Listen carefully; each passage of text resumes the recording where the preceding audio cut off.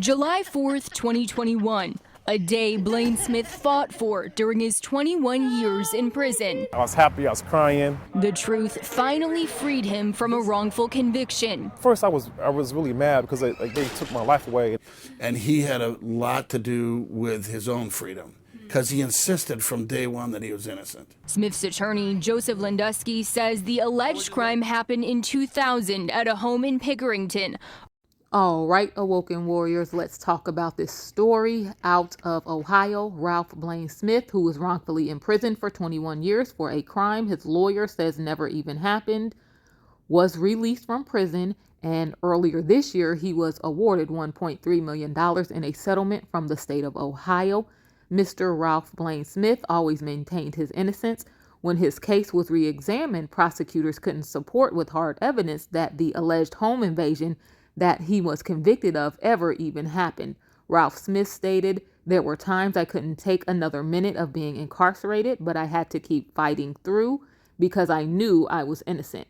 Mr. Smith's life took a turn on February 2nd, 2020, when a home in Pickerington, Ohio, roughly 30 miles south of Columbus, was allegedly robbed in a home invasion. According to a lawsuit filed by Ralph Smith, the residents of the home described the alleged armed robbers as black males wearing hats or hoods and masks which concealed their faces below their eyes. The men asked the residents where their safe was, according to Rudolph Stefanidis and his wife Tricia, who told them it was in the basement. Rudolph and Tricia Stefanidis were allegedly held at gunpoint as they made their way to the basement. The intruders allegedly stole $11,000 to $12,000 in cash, an unspecified number of rare comic books worth over $4,000, and $6,500 worth of jewelry and cell phones. After about 15 to 20 minutes, the intruders left the home and the family went to a nearby relative's home to call police. One responding Pickerington officer's initial impressions cast doubts about the validity of the account and complaints given to police. Ralph Smith's lawsuit documents say that one officer wrote in his report that despite fresh snowfall on the ground, which should have shown the robbers' footprints and their vehicle tire tracks, that no footprints or tracks were present. The police reports also indicated the house was largely undisturbed. The following day, the couple reportedly gave vague and contradicting descriptions of the two robbers. After claiming one robber's mask slipped below his nose during the robbery, they also failed to give a satisfactory sketch of the robbers' faces or describe the face coverings worn by the alleged intruders. David Silvernail, a detective on the case, interviewed Dana Rowe, a person Rudy Stefanidis initially listed as a possible suspect in the robbery. Rowe reportedly was shaking while being interviewed by police after being named a possible suspect. Rudy Stefanidis later told Silvernail he was certain of Dana Rowe's involvement.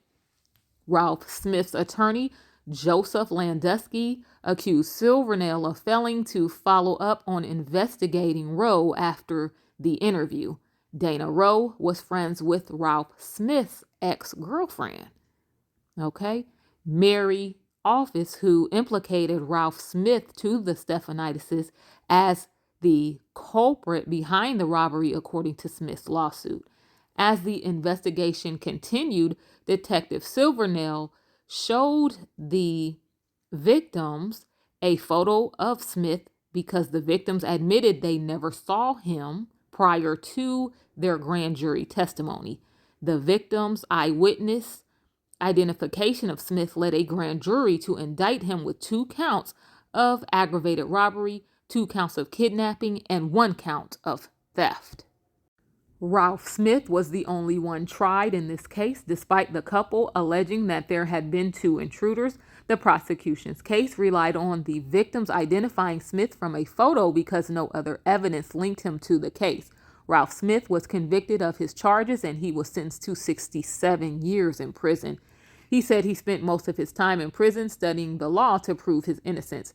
He stated, "I fought hard studying case law, reading the law books, just being there for hours and hours." He said his desire to prove his innocence is what kept him going. Ralph Smith's attorney, Joseph Landusky, helped the case get a new trial amid growing suspicions that evidence was withheld. It was later revealed that prosecutors did withhold evidence, most notably the initial narrative written by the officer who expressed skepticism that a crime even occurred due to there being no footprints or tire tracks in the driveway, yard, or near the home when there had been a fresh snowfall. Officer Gregory Annis stated that the house was searched too selectively for his taste. He noted that none of the victim's neighbors saw a car at the time of the alleged robbery or heard anything unusual, and no dogs in the vicinity barked. The officer was of the belief that the victims got their description of Smith from his former girlfriend, who was motivated to implicate Smith out of a desire for revenge, adding that pinning the alleged crime on Ralph Smith further shielded his ex-girlfriend and Dana Rowe, who had knowledge of the basement safe. Smith got a new trial in June of 2021. Judge E. Behrens ruled prosecutors at the time withheld evidence that suggested the crime never occurred. Okay? Never even occurred. Withholding such evidence is indicative of a Brady violation, where prosecuting attorneys failed to share exculpatory evidence with the defense.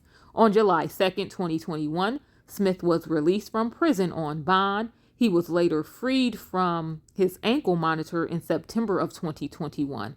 Ralph Smith stated, "There are no words to describe how happy I am." The lawsuit was filed in December of 2022, a wrongful imprisonment claim. His attorney, Joseph Landusky, said, "How can you replace 21 years in prison? You can't. If I offered you $50 million to go to prison now and get out in 21 years, there's no amount of money that I could give you that would do that." Ralph Smith plans to use the settlement to care for his family. He said, "They helped me out a lot when I was incarcerated with visits and phone calls. I'd like to make things a little easier on them." Although he is now a free man and the settlement money helps, right or wrong, his fight for justice is not finished. He has a pending federal lawsuit that he filed on February 7, 2023 against former Pickerington police officer David Silvernail, former Fairfield County prosecutor Greg Marks, the city of Pickerington, and Fairfield County. The fact that this man was able to keep a sound mind and withstand 21 years in prison for a crime he did not commit, and then to find out that there is no real evidence to prove that this supposed home invasion ever even occurred. Okay, so this couple lied on multiple people, implicating them as having robbed their home.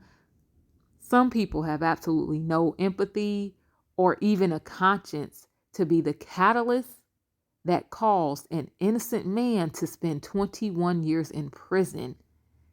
Then to blame it on African American men as another layer of racial profiling and stereotyping for the love of money, which is the root of all evil. I'm sure they probably received some type of insurance payout on the items that they reported stolen, which was their whole motive for reporting this false crime.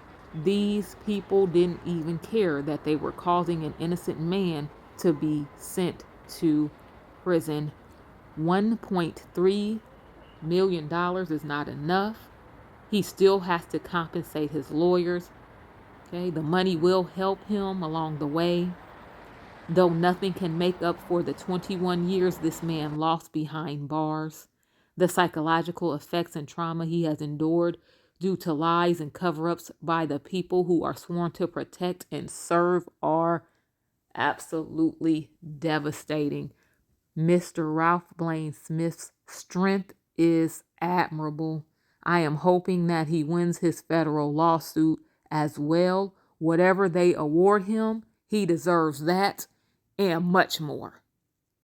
Stand up, Awoken Warriors, and as always, thank you all so much for all of the love, for all of the support. Thank you for watching. Thank you for listening. It is all greatly appreciated. Please let me know what you think down below in the comment section.